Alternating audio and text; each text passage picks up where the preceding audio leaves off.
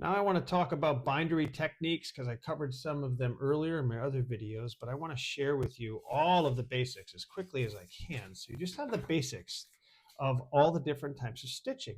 There's saddle stitching, which I've talked about. That's a very common one with a staple in the middle and the pages go over. And you have to be mindful of how many pages are in the piece. That's the most cost effective.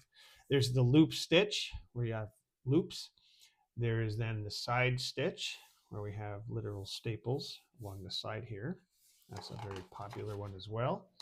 Turn the page here.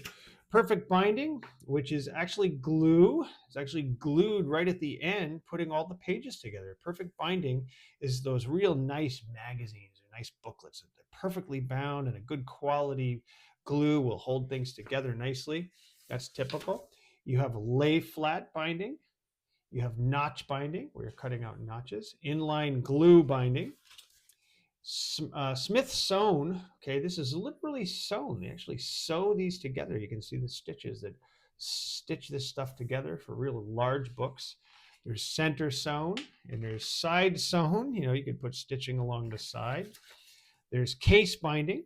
Okay, you've seen these with books too, case binding. Those are very expensive to do, but definitely high quality. And look at the anatomy of a case binding. I mean, this is the breakdown of case binding. But that's like for a real fancy book, say.